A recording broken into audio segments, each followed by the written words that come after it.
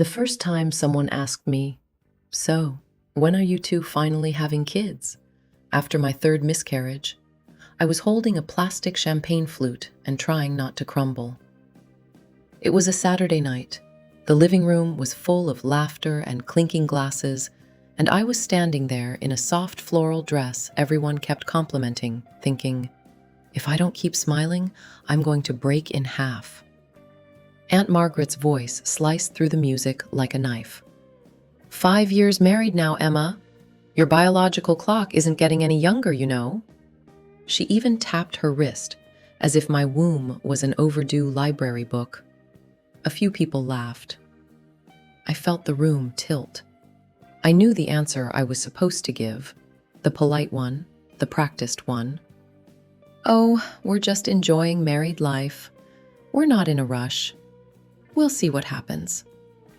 But my throat turned to sandpaper, and all I could hear was the nurse's voice from 3 months ago.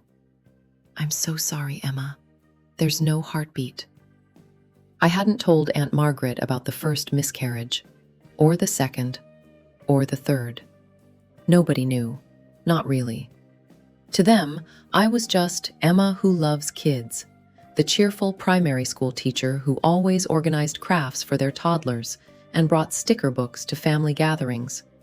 They had no idea that 2 hours before this party, I'd sat on the edge of my bed whispering, "You can do this.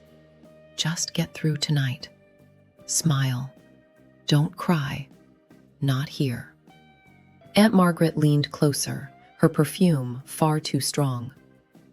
"Emma, did you hear me? You're not getting any younger, love." It was October, a Saturday evening, 7:42 p.m. I was sitting at a candlelit table in my sister-in-law Rachel's dining room, wearing a navy blue dress I'd bought specifically because it didn't cling to my stomach. I'd learned to dress strategically, loose fabrics, flowing silhouettes, anything that didn't invite questions about my body. My husband Daniel squeezed my hand under the table. He could sense my tension before anything even happened. We'd developed this silent language over the past year, knowing glances, reassuring touches, unspoken understanding. He knew family gatherings had become minefields for me. I was actually starting to relax, enjoying my salmon, listening to stories, laughing at jokes. And then Aunt Margaret leaned forward. "So, Emma, you and Daniel have been married 3 years now, haven't you?" My stomach dropped. I knew exactly where this was going. Forced brightness. "Yes, 3 years this past June." She smiled. That knowing smile older women give younger couples. "Well then, surely it's time we heard the pitter-patter of little feet? You're not getting any younger, dear." Pause. And then she said it. Tick-tock. She actually said tick-tock. Like my fertility was a game show clock counting down. What she didn't know, what none of them knew, was that I'd spent that entire year trying, and losing over and over and over again. This is the story of 3 babies the world never met. 3 losses I carried in silence, and the night I finally broke. In front of everyone. Soft. To understand that night, you need to go back to where it started. Back to February. Back to the first time I saw 2 pink lines. It was a Tuesday morning. Cold, gray, the kind of day that feels like winter will never end. I'd been convinced I had the flu. Exhausted, nauseous, my chest felt heavy and sensitive. I sat on the edge of our bed at 6 in the morning, squinting at the pregnancy test I'd taken more out of habit than hope. I watched the single control line appear, then a faint shadow beside it, then a thicker, undeniable second line. Oh. I pressed the back of my hand over my mouth. For a second, the entire world went silent. The ticking clock, the traffic outside, the boiler rumbling in the hallway. Gone. It was just me and those 2 lines, and a rush of warmth flooding my chest. "Daniel," I called, my voice shaking. "Danny, can you come here a second?" He stumbled in, half asleep, hair pointing in every direction. He was wearing that old gray t-shirt with a tiny hole near the hem, the one he refused to throw away. "What's wrong? You okay?" I handed him the stick. He blinked down at it. His eyes widened. He looked up at me, Em? Is it real? I nodded, biting my lip to keep the smile from splitting my face in half. Soft. Emotional. We're having a baby, I said. We're actually having a baby. He laughed, a real, unfiltered sound, and pulled me into his arms. We sort of bounced in place like two idiots, clutching each other and the test between us. We need to get another test. A better one. A digital one. One that shouts at us in capital letters.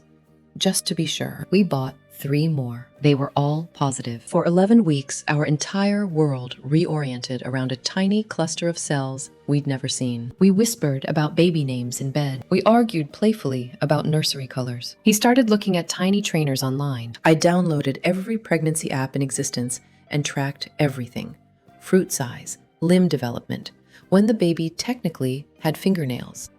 According to one app, at week 10, our baby was the size of a strawberry. I will never look at strawberries the same way again. We didn't tell anyone. Not yet. We wanted to make it to 12 weeks, to that mythical safe zone everyone talks about, as if there are ever any truly safe zones in this journey. The cramping started on a Tuesday afternoon. I was at my desk at school, marking spelling tests, while the children were at PE. Sharp, low pain that made me press my palm against my stomach, hesitant. Nothing dramatic, just wrong. I told myself it was normal. I told myself everything was stretching, adjusting. I told myself I was being paranoid. But by the time I drove home, my hands were white-knuckled on the steering wheel, and my heart was racing faster than it should have been. I kept talking to myself. You're fine. Baby's fine. This is normal. Women have cramping all the time. But my body knew. Deep down, some primal part of me already knew. The bleeding started that evening. I was making dinner, chopping vegetables for a stir-fry, when I felt it. A warm, wet sensation that made my entire body go cold. I set the knife down carefully, walked to the bathroom, locked the door. And when I looked down, the world stopped. Red. Bright, undeniable red. I sat down on the closed toilet lid, staring at my hands, at the floor, at nothing. I couldn't move. Couldn't think. Couldn't breathe. Daniel. It came out as a whisper. I tried again. Daniel! He was there in seconds, his face going pale the moment he saw mine. What's wrong? What happened? I couldn't say it. I just shook my head, tears streaming silently down my face. He understood immediately. No. No. He knelt in front of me, taking my hands. Okay. We're going to the hospital. Right now. Come on. The ER was bright and cold and too loud. They ushered me into a small room with white curtains and a metal tray of instruments that gleamed under fluorescent lights. A nurse asked questions in a voice that was probably meant to be soothing. Pain level?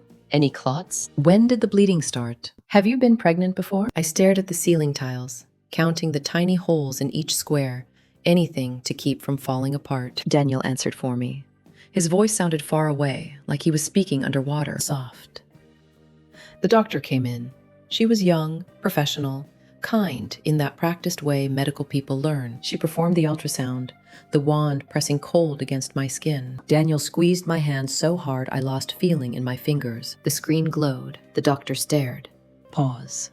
Too long. Far too long. She turned to me with eyes that had clearly delivered this news before. I'm so sorry. There's no heartbeat. The world dissolved. It wasn't dramatic. No screaming, no collapsing, just silence. A silence so heavy it felt like it had weight. Datum. I heard myself say, thank you. I heard myself ask practical questions about what happens next. I heard myself sound completely calm, but inside, I was shattering into 1,000 pieces. Soft.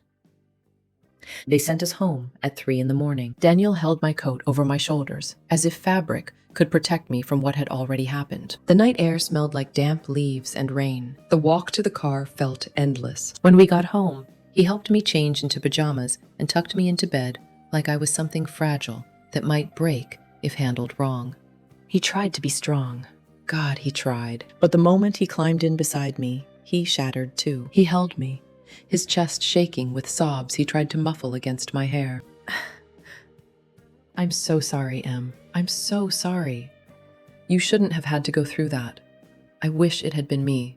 I wish I could have taken this from you. I wanted to tell him it wasn't his fault, that biology isn't something we control, that grief isn't something we can redistribute to make it fair. But my throat wouldn't open. All I could do was hold him back and let us both break together in the darkness. We cried until exhaustion finally pulled us under. And when I woke up the next morning, the world looked exactly the same. The sun still rose. Cars still drove past our window. The neighbor's dog still barked at 6 a.m. But I felt completely different, like someone had reached inside me and rearranged everything, removed something essential, left a hollow space where hope used to live. I lay in bed for a long time that morning, staring at the ceiling, listening to Daniel's breathing beside me. He was awake too. I could tell by the tension in his body, the way his breath caught every few seconds, like he was trying not to cry. Danny? Yeah? Hesitant. Do you think we did something wrong? He turned to face me, his eyes red and swollen. No. The doctor said it wasn't our fault. These things just happen. But what if? No what ifs, please. We can't do that to ourselves. But I was already doing it, already replaying every moment of the past 11 weeks. That glass of wine I had before I knew I was pregnant, the heavy box I lifted at school, the argument we had about whose turn it was to take out the bins. Every tiny thing felt like evidence of my failure. Soft, reflective. Daniel got up first, made coffee, stood at the kitchen counter staring at nothing. I found him there 20 minutes later, gripping his mug so hard his knuckles were white. I don't know what to say to you, he whispered. I don't know how to make this better. I walked over, wrapped my arms around him from behind. You can't make it better. You can just be here. His shoulders shook. I wanted this so badly, Em. I wanted to be a dad. I wanted to see you holding our baby. His voice broke. And we stood there in our kitchen, holding each other, grieving a future that would never exist. Soft. The physical aftermath was almost worse than the emotional. My body didn't understand that the pregnancy was over. For days, my breasts were still tender. I still felt nauseous in the mornings. My hormones were still surging, preparing for a baby that was gone. It felt like a cruel joke, a reminder of what I'd lost, playing on repeat in my own body. The bleeding continued for a week. Every trip to the bathroom was a fresh reminder. Every cramp felt like an echo of what happened. I started avoiding mirrors, couldn't stand to look at my own face. The woman staring back at me looked hollow, diminished, like grief had physically carved pieces out of her. The days after a miscarriage are strange. Your body is still pregnant. Hormones surging, breasts tender, nausea lingering. But the baby is gone. You exist in this awful liminal space between what was and what will never be. I took 2 days off work, told my boss I had food poisoning, because how do you explain that you're grieving a child no one knew existed? On the 3rd day, I went back to teaching. I thought routine would help, structure, distraction. It didn't. My head teacher, Mrs. Morrison, pulled me aside before first bell. Emma, are you sure you're ready to be back? You still look quite pale. Forced brightness. I'm fine, really.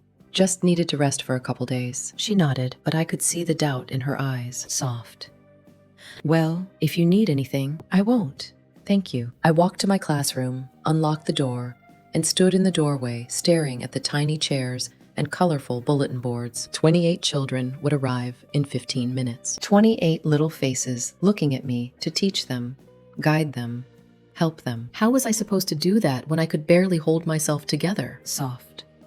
The children noticed something was different. Kids always do. They're more perceptive than adults give them credit for. During morning circle time, little Sophie raised her hand. Miss Emma, why do you look sad? My throat tightened. I'm not sad, sweetheart. Just a bit tired. But your eyes look sad. Like when my mummy cries. The other children stared at me, waiting. I'm okay, Sophie. I promise.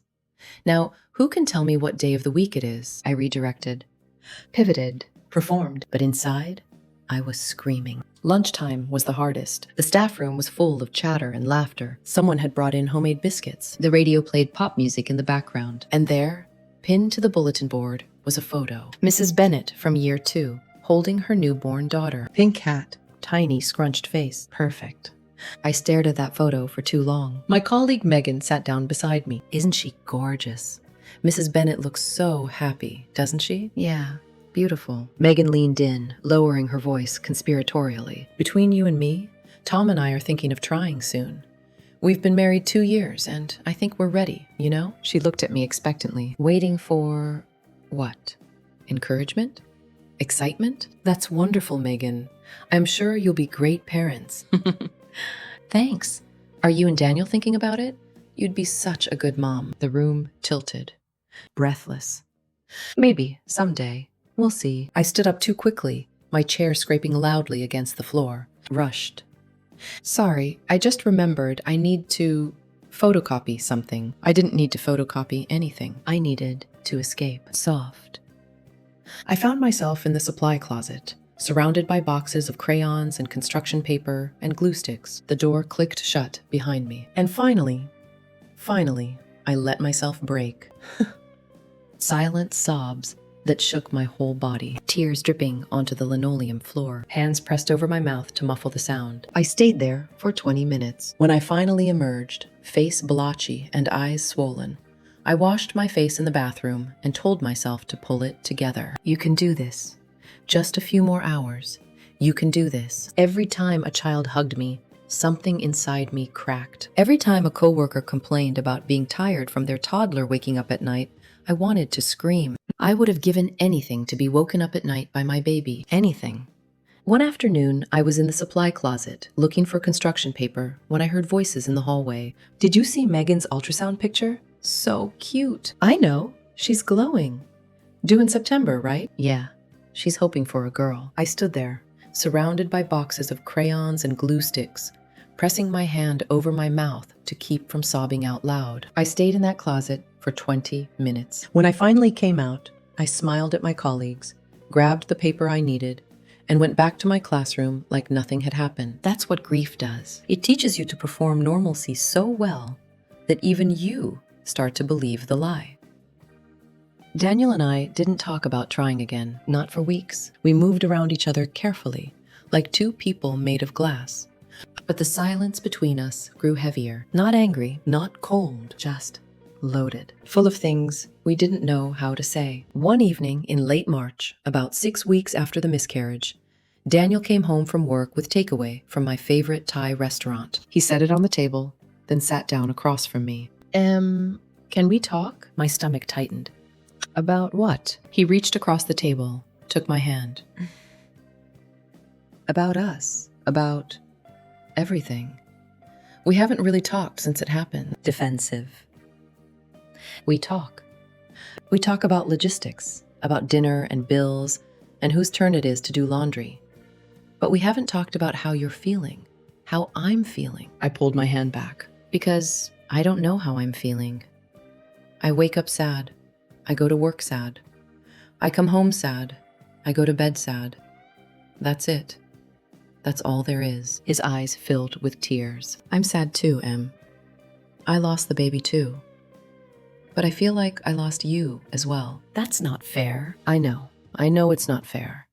You went through something I can never fully understand. Your body, your pain, your grief is different than mine. But I'm drowning too, and I don't know how to reach you. I don't know how to let you reach me. We sat there, tears streaming down both our faces, soft. Finally, I stood up, walked around the table, climbed into his lap, and let him hold me properly for the first time in weeks. I'm sorry, I whispered into his shoulder. I'm so sorry. I didn't mean to shut you out. He kissed the top of my head. You don't have to apologize. We're both just trying to survive this. I don't know if I want to try again. I'm terrified. I'm terrified too. We don't have to decide anything right now. We can just be together. However that looks. I nodded against his chest, and for the first time since February, I felt like maybe we'd be okay. Not now. Not soon, but eventually. Soft. Reflective. Over the next few weeks, Daniel and I started to find our way back to each other. Small moments. Holding hands while watching TV. Him making my tea exactly how I liked it. Me leaving little notes in his lunch. One Saturday morning, he suggested we go for a walk. Not to talk. Not to process. Just to move. We walked through the park near our house, watching dogs chase balls, and children fly kites. Normally, seeing happy families would have destroyed me. But that day, with Daniel's hand in mine, it felt almost peaceful, soft. "Do you think we'll ever feel normal again?" I asked. He squeezed my hand. "I don't think we'll feel the same. But maybe we'll find a new normal, one that makes space for what we lost." I like that. A new normal. We walked in comfortable silence for a while, and then, quietly, hope began to whisper again. Not loudly, not insistently, but softly, like a seed buried deep, waiting for the right time to grow. Spring arrived. The world thawed. Trees exploded into green. Flowers pushed through the soil. And somewhere, quietly, a seed of hope grew back inside me. Not consciously, not intentionally, but one morning in late May, I found myself staring at a calendar, counting days without even realizing I was doing it. What if? 2 months later, in July, I took another test. I didn't expect anything. I wasn't hopeful. I was just checking. And then I saw it. A faint line. So faint, I had to hold the test up to the window, tilting it in the light. No, this can't be. But it was. I took 2 more tests, both positive. I didn't feel joy. I felt terror, pure, consuming terror. I sat on the bathroom floor, hugging my knees, staring at those 3 positive tests lined up on the tiles. Please don't leave me. Please stay. Please be okay. I didn't tell Daniel right away. I needed 1 day. Just 1 day to hold the possibility close, without the weight of shared fear. That evening, at dinner, he noticed I wasn't touching my wine. He set down his fork. I couldn't meet his eyes. I slid the test across the table. He stared down at it, his breath caught. Again? I nodded. And this time, neither of us smiled. "We'll take it slow," he said. "We'll be careful. No telling anyone, no announcements, just us. 1 day at a time." Soft. 1 day at a time became 1 week at a time. I stopped lifting heavy boxes at school. I swapped coffee for herbal tea. I rested more. Daniel researched every vitamin, every guideline, every superstition that might help keep us safe. But every morning when I woke up, my first instinct was to check. Any spotting? Any cramping? Any sign I was losing this one too? Hope and terror lived in me like 2 battling currents. At 6 weeks, I felt a flutter of cautious relief. At 7 weeks, I let myself imagine telling our parents. At 8 weeks, I downloaded 1 pregnancy app. Just 1. I didn't track fruit sizes this time. I didn't let myself fall in love with strawberries, or blueberries, or raspberries. I kept my heart tucked behind ribs that had learned the discipline of holding back. But the truth? The truth is, I was falling anyway. I found myself touching my lower stomach while brushing my teeth, humming in the shower, thinking about tiny socks, and Daniel holding a baby. And that terrified me most of all. The second loss didn't announce itself with drama. No sudden rush of blood, no sharp, stabbing pain, just a slow, creeping wrongness. I was at school, teaching a math lesson on fractions, when I felt it. A dull ache. Low, deep, familiar, number. Not again. Please, not again. I finished the lesson on autopilot, helped a child tie their shoelaces, collected homework folders, smiled at parents during pickup, all while the ache grew heavier. By lunchtime, I was gripping the edge of my desk, breathing through waves of discomfort. It's fine. You're fine. This is normal. Women have aches. It doesn't mean anything. But I knew. God, I knew. I went to the staff bathroom during my prep period, locked the door, pulled down my underwear. Pink. Just a faint smear. But enough. No. I sat there for a long time, long enough for the lunch bell to ring, long enough for the hallways to fill with children's voices, long enough for the world to keep turning while mine stopped. When I finally stood up, my legs were shaking. I texted Daniel. It's happening again. 3 dots appeared immediately. Then, I'm coming to get you, soft. He picked me up from school 20 minutes later. I walked to the car like a ghost, climbed in, stared straight ahead. I can't do this again, Danny. I can't. He reached over, took my hand. You don't have to do it alone. I'm here. I'm right here. We drove to the clinic in silence. The doctor confirmed what my body already knew. Another miscarriage. Early. Incomplete.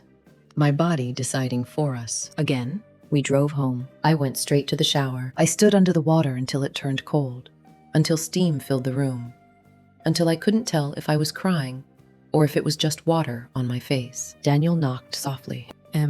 Please, let me in. But I couldn't. I needed the water to hide the sound of my breaking. I needed space to fall apart without anyone trying to catch me. Soft. When I finally came out, wrapped in a towel, hair dripping, Daniel was sitting on the edge of our bed. He looked up at me. His eyes were red.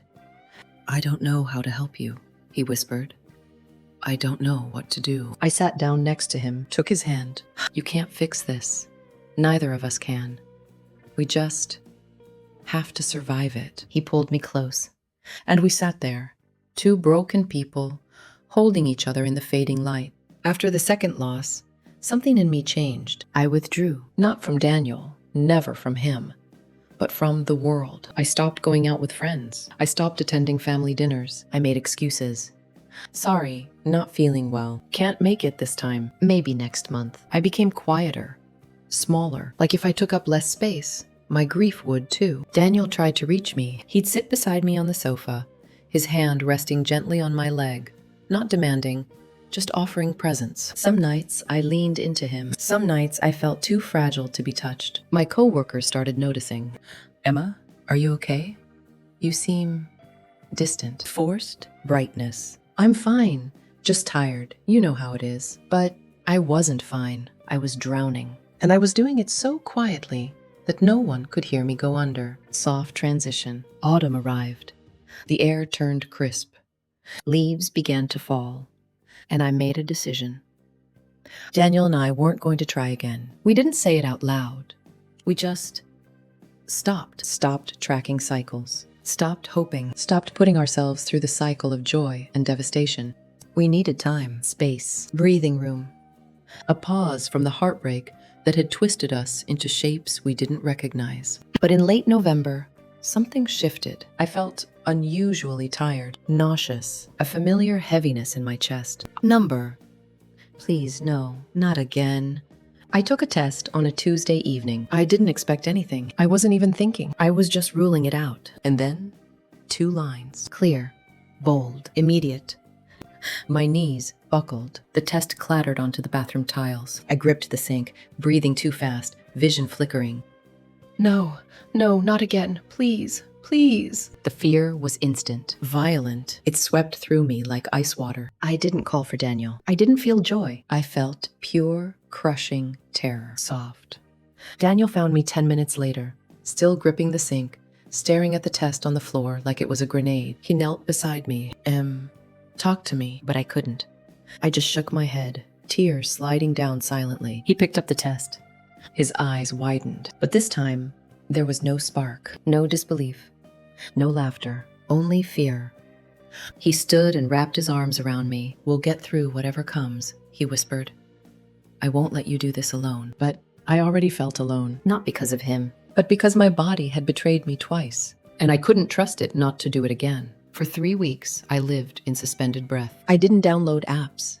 I didn't look up fruit sizes. I didn't imagine a nursery. I didn't let myself think the word baby without flinching. Daniel tried to be hopeful, or at least pretend. But I saw the tension in his shoulders, the stiffness in his jaw. He was bracing as much as I was. By the 7th week, something felt wrong. Subtle at first, a heaviness low in my abdomen, a sense of déjà vu that made my skin crawl, a dread that sat heavy beneath my ribs. I didn't say anything at first. I didn't want to be the one to confirm the fear growing between us. But the universe didn't wait for me to speak. It happened on a Friday night. Daniel and I were on the sofa watching a movie, some comedy I wasn't really paying attention to. I'd been feeling off all day. Not sick, just wrong. A heaviness in my pelvis, a dull, persistent ache, the kind of ache that made my skin prickle with recognition. I'd been ignoring it for hours, telling myself it was nothing, just stretching, just normal pregnancy discomfort, just paranoia from past trauma. But then, halfway through the movie, I felt it, a sharp, sudden cramp that made me gasp and double over. Daniel hit pause immediately, turning to me. What's wrong?" I couldn't speak. Another cramp. Sharper, deeper, radiating from my core outward. "Danny," I saw the fear flood his face, the recognition, the horrible, familiar dread. Is it? I nodded, tears already streaming. I think so. Another wave of pain hit, and I bent forward, arms wrapped around my middle. Okay. We're going to the hospital, right now. He helped me stand, grabbed his keys, my coat, my phone. His hands were shaking so badly, he dropped the keys twice. The drive to the hospital felt endless. Every red light, every turn, every bump in the road sent fresh waves of cramping through my body. I pressed my hand against my lower stomach, as if I could physically hold the baby in place, as if willpower alone could stop what was already happening. Please stay. Please don't leave me. Please, baby, please. But I knew. God, I knew. This was the third time, and each time my body had given me the same warning, the same slow, creeping wrongness, the same inevitable ending. Why couldn't I keep them? What was wrong with me? Soft. Daniel's hand found mine, squeezed tight. We're almost there. Hold on, Em. But holding on felt impossible. I was already falling apart. At the hospital, they took me straight back. No waiting room this time. The nurses recognized the signs immediately. Pregnant woman, 7 weeks along, cramping and distressed. They'd seen this before. Too many times. Soft. The ultrasound room was cold. The gel was cold. The silence was coldest of all. Daniel stood beside the bed, holding my hand so tightly I lost feeling in my fingers. The technician moved the wand across my stomach, stared at the screen, her expression carefully neutral, professional. But I saw it, that flicker of sadness in her eyes, that slight tightening around her mouth. I'm going to get the doctor, and I knew. Soft. The doctor came in 5 minutes later. Same sad eyes I'd seen twice before. Same gentle voice. Same devastating news. I'm so sorry, Emma. There's no heartbeat. The embryo stopped developing. Daniel made a sound. Not a word. Just a broken, guttural noise that came from somewhere deep in his chest. I turned my head away from the screen, stared at the wall, at a poster about prenatal vitamins, at the cheerful illustrations of healthy babies growing week by week. Week 6. The size of a sweet pea. Week 7, the size of a blueberry. Week 8, the size of a raspberry. I would never make it to raspberry. The doctor explained options. Natural miscarriage at home. Medication to speed the process. Surgical intervention. Her words sounded like they were coming from underwater. Distant, muffled, meaningless. I'll do it at home, I heard myself say. I don't want to be here anymore. Daniel's hand was still in mine, but I couldn't feel it. I couldn't feel anything. Just emptiness. Vast, echoing emptiness. Soft transition. They gave us paperwork, instructions, contact numbers for support services, a prescription for pain medication. All of it felt surreal, like I was watching someone else's tragedy unfold. On the drive home, neither of us spoke. What was there to say? We'd said it all before. After the first loss, after the second, there were no new words for this kind of pain. Just silence. Heavy. Final. Suffocating. When we got home, I went straight to the bathroom, locked the door, turned on the shower, and slid down to the floor. The hot water poured over me, steam filling the small space. And I cried. Not soft tears.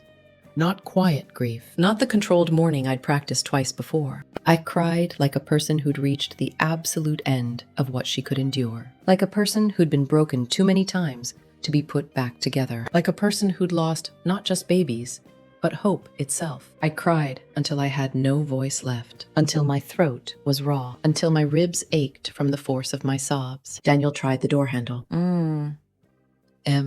Please, let me in. I can't. You don't have to go through this alone. I am alone.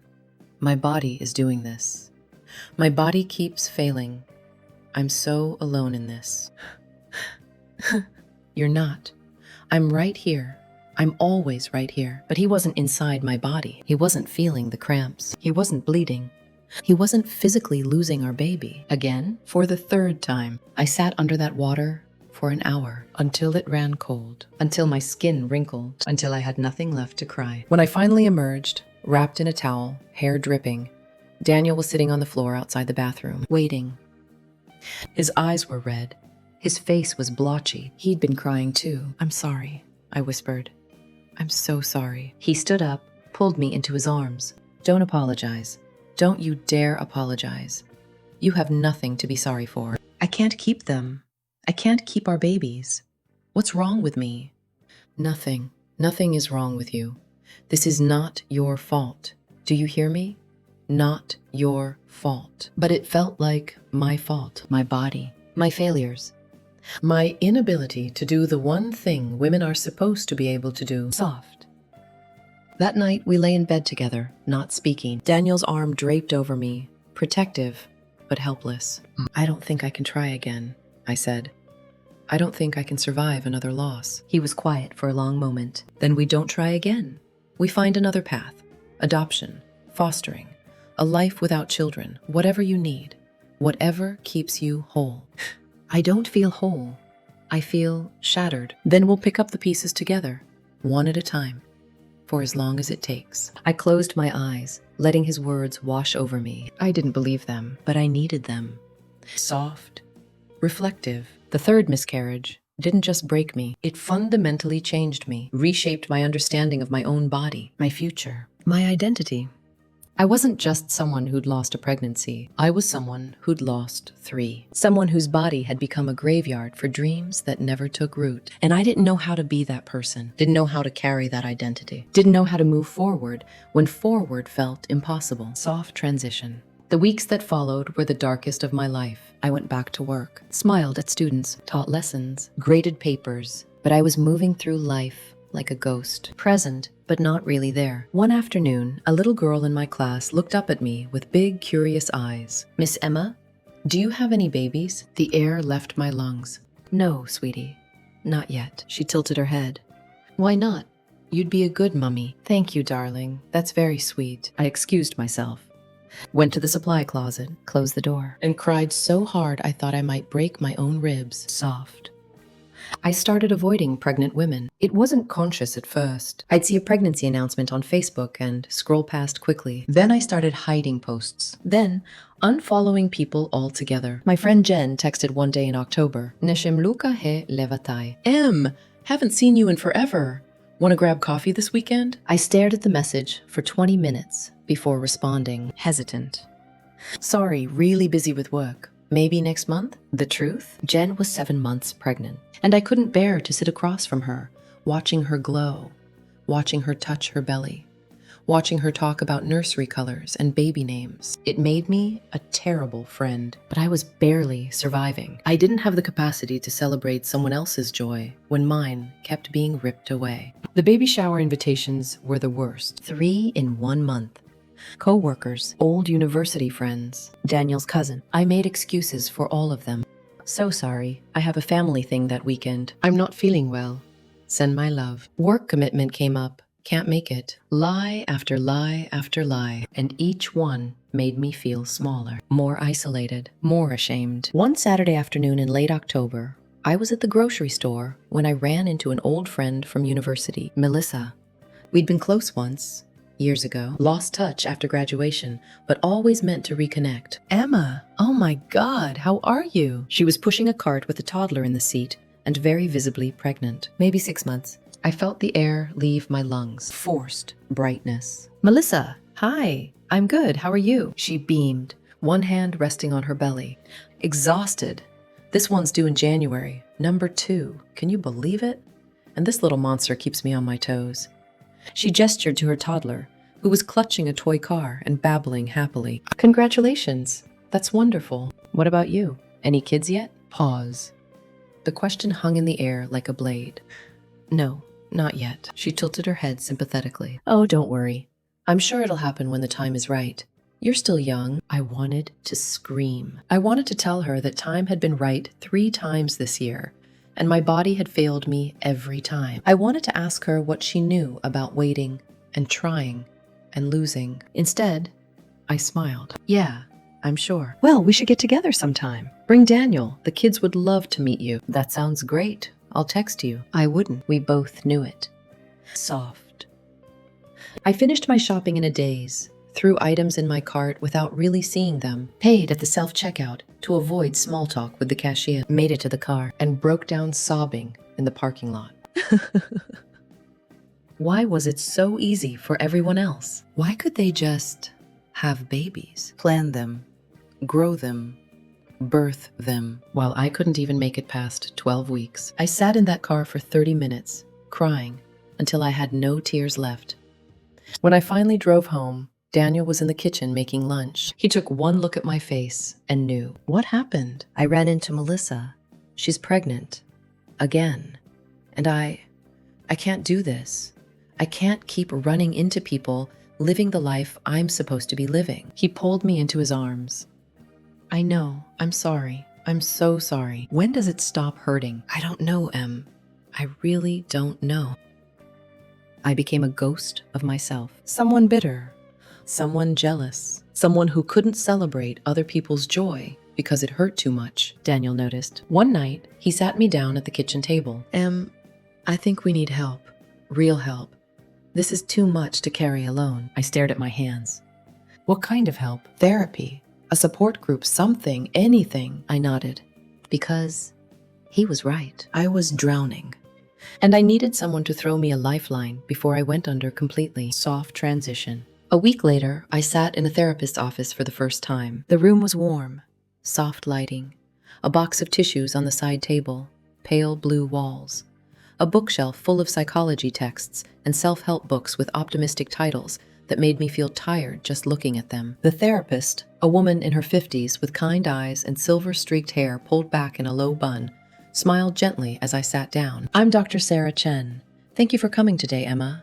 I know it's not easy to reach out for help. I nodded, clutching my handbag in my lap like a shield. Tell me, what brings you here today? And for the first time in months, I told the truth. The whole truth. Not the sanitized version. Not the I'm coping version. The real, ugly, devastating truth. I've had 3 miscarriages this year. February, September, and November. And I don't know how to keep living like this. I don't know how to get up in the morning. I don't know how to smile at work. I don't know how to be a person anymore. She nodded, her expression full of compassion, but not pity. That's an enormous amount of loss to carry in such a short time. How are you coping day to day? I'm not. I'm pretending. I'm performing. I smile when people expect me to smile. I laugh when people tell jokes. I function. But inside, I'm completely hollow, like someone scooped out everything that made me me and left just the shell. She leaned forward slightly, soft. That feeling of hollowness, it's grief. And grief after pregnancy loss is particularly complex because the world often doesn't acknowledge it the way it does other losses. Yes, exactly. People say things like, at least it was early, or you can try again, or it wasn't meant to be. And I know they mean well, but understanding. But it minimizes what you've lost. Yes, I lost 3 babies. 3. They never took a breath, but they existed. They mattered. And I feel like I'm the only one who's allowed to grieve them. She handed me the tissue box. Your grief is valid, Emma. Every loss is valid. And you're allowed to fall apart. You don't have to hold it together all the time. But if I fall apart, I'm afraid I won't be able to put myself back together. Then let's work on that together. Let's talk about what falling apart looks like, and how we can help you process this grief in a way that doesn't destroy you. For the next hour, I cried. I talked. I unraveled. I told her about the bathroom floor, about the supply closet, about avoiding pregnant women, about unfollowing friends on social media, about the shame I felt for being jealous of other people's joy. And for the first time, someone held space for all of it. Didn't try to fix it. Didn't offer platitudes. Just listened and validated and made me feel like maybe, just maybe, I wasn't broken beyond repair. Soft. At the end of the session, Dr. Chen gave me some homework. I want you to start journaling. Not about how you think you should feel, about how you actually feel. The raw, messy, complicated truth. No one else has to read it. It's just for you. Hesitant. I don't know if I can. Try. Just 5 minutes a day. And if it's too hard, that's okay too. But sometimes getting the words out of your head and onto paper helps create distance from the pain. I nodded. Okay, I'll try, she smiled. That's all I'm asking. Just try. Soft. Over the next few weeks, therapy became my anchor. Every Wednesday at 4 p.m., I sat in that pale blue room and let myself be human. Not strong, not brave, not put together, just broken and grieving and trying to find my way through. Dr. Chen taught me things I didn't know. That grief comes in waves, not stages. That healing isn't linear. That some days I'd feel okay, and some days I'd feel destroyed, and both were normal. That I needed to set boundaries with people who said insensitive things. That it was okay to protect myself, even if it meant disappointing others. She also suggested I join a support group. At first, I resisted. I don't know if I can sit in a room with other women and talk about this. It feels too raw. It is raw. But sometimes being with people who truly understand, not just sympathize, but understand, can be healing in ways individual therapy can't be. What if I just cry the whole time? Then you cry. That's allowed. Soft transition. 2 weeks later, I walked into my first support group meeting. It was held in a church hall on Thursday evenings. Folding chairs arranged in a circle, a small table with tea and biscuits, soft lighting, 7 women already seated, ranging in age from early 20s to late 40s. I almost turned around and left. But then, one of the women looked up and smiled. "You must be Emma. I'm Claire. Come sit. We're just getting started." I sat down, hands clenched in my lap. The facilitator, a warm woman named Joanne, who'd lost twins at 20 weeks 5 years ago, started the session. "Welcome, everyone. This is a safe space. What's shared here stays here. We're all here because we understand what it's like to lose a baby. And tonight, we're going to go around the circle and share our stories. Only if you're comfortable, no pressure." One by one, women shared. Sarah had lost 5 pregnancies. 5. And she was still trying. Priya had lost twins at 20 weeks and was told she couldn't carry another pregnancy. Claire had a stillbirth at full term. Her daughter was born sleeping. She held her, named her, buried her. Joanne lost her twins and spent years in therapy, learning to live with the grief. Another woman, Kate, had lost her baby at 12 weeks just 2 months ago and was still in the thick of the rawness. When it was my turn, my voice shook. "I'm Emma. I've had 3 miscarriages this year, February, September, and November, and I feel like I'm drowning." Claire reached over and squeezed my hand. "You're not alone anymore." And for the first time in months, I felt like maybe that was true. Soft.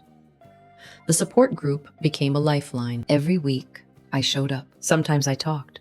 Sometimes I just listened. Sometimes I cried so hard I couldn't speak. But I always felt less alone when I left. These women understood in a way no one else could. They didn't tell me to just relax, or that it would happen when it's meant to. They sat with me in the pain. They validated the anger. They held space for the grief. And slowly, incrementally, they showed me that survival was possible. Their resilience didn't erase my pain, but it gave me something I'd lost. Hope. Not hope that I'd get pregnant again, but hope that I could live through this, that I could be broken and still be whole, that I could grieve and still find joy, that life could be different than I'd imagined and still be worth living. By early December, something had shifted in me. Not healed. Grief doesn't work that way, but softened. I was learning to carry the weight differently, to let people in, to stop performing strength I didn't have. And then came Rachel's birthday dinner. Daniel and I almost didn't go. I've been avoiding family gatherings for months, but Rachel was persistent. "Please, Em, I miss you. Just one dinner, that's all." So I agreed. I put on the navy dress. I did my makeup. I practiced my smile in the mirror. And I told myself I could survive one evening. Soft. The dinner started well enough. Warm food, soft candlelight, laughter. Daniel's hand in mine. I was managing. And then Aunt Margaret leaned forward. "So, Emma, you and Daniel have been married 3 years now, haven't you?" Here it comes. Forced brightness. "Yes, 3 years this past June." She smiled, that knowing smile. "Well then, surely it's time we heard the pitter-patter of little feet. You're not getting any younger, dear. Tick-tock." Something inside me snapped, not loudly, not dramatically, but quietly, like a thread pulled too tight finally breaking. I set down my fork. pushed back my chair. "Excuse me," and I walked out. Daniel followed immediately. We stepped into the hallway, away from the noise and light. My back hit the wall. My legs trembled. "I can't do it anymore," I whispered. "I can't sit there pretending. I can't let people talk about clocks and windows when they have no idea what this year has done to me." Daniel cupped my face gently. "Then we don't pretend. Not tonight. Not anymore." I shook my head, tearful. "I don't want to ruin Rachel's birthday." "You won't. You're breaking, Em. And breaking isn't rude. It's human." I lost 3 babies, Danny. 3. And I sat there listening to her talk about time, like my body hasn't already told me over and over that something is wrong with me. His voice cracked. "Nothing is wrong with you. Nothing. We've had a brutal year, but you are not broken. You are not failing. And you don't have to keep carrying this alone." I collapsed into his chest, letting months of held-in grief finally spill out. Soft. When the tears slowed, I looked up at him. "Do you think I should tell them?" He brushed a strand of hair behind my ear. "Only if you want to. Only when you're ready." I took a shaky breath. I'm tired of suffocating under silence. We went back inside, slowly, gently. Rachel noticed my red eyes immediately. She walked over, concern flooding her face. "Em, are you okay?" I nodded, then stopped. For the first time that year, I didn't say, "I'm fine." Instead, I breathed out, "It's been a really hard year." Her face softened. "Do you want to talk about it?" I hesitated. Then, without meaning to, I whispered, "I've been pregnant 3 times." The room went still. Rachel's hand flew to her mouth. "Oh my God, Emma." A hush spread through the room. I continued, voice thin and shaking, tearful. "And I lost all 3. No gasps, no dramatics. Just a collective, aching silence." Aunt Margaret's face went pale. She stepped forward, tears forming. Oh, sweetheart, I didn't know. I'm so sorry. I shouldn't have said those things. I had no idea." For the first time, her voice wasn't chirpy. It was human, soft, full of regret. "It's okay," I said quietly. "You didn't know." She shook her head, tears spilling, devastated. "That doesn't make it hurt any less. I should have been more thoughtful. I'm so sorry." Rachel wrapped her arms around me. Then Daniel's mother. Then his sister. A circle of warmth closing around the parts of me that had grown cold.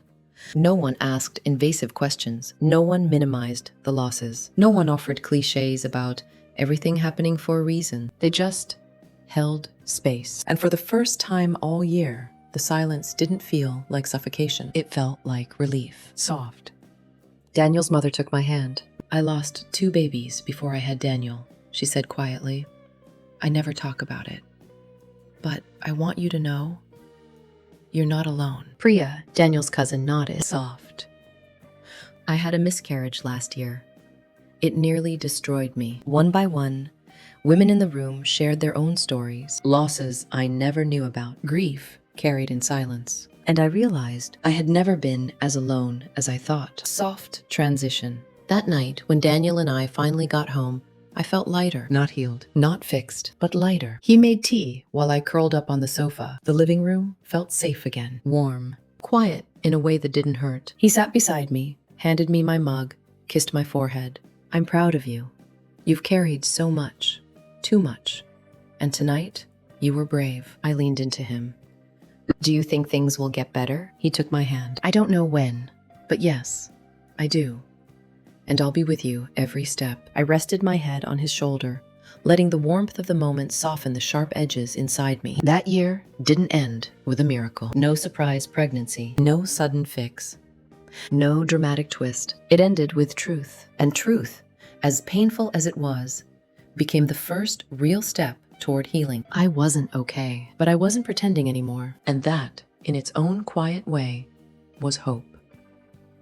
If you're listening to this, and you're carrying a similar weight tonight, if you're pretending at dinner tables, if you're hiding losses the world never knew existed, please know this. You are not broken. You are not failing. You are not alone. Healing isn't linear. Grief isn't weakness. And your story, your pain, matters. I'm Emma, and this is the Infertility Secrets. If you'd like support, community, or gentle guidance on your fertility journey, I've created a free resource for you. It's called 7 Signs of Ovulation to Watch For, and you can download it at www.theinfertilitysecrets.com. But more than that, I'm here. This space is here, and we keep going together. One small, brave step at a time. Soft fade. Thank you for listening.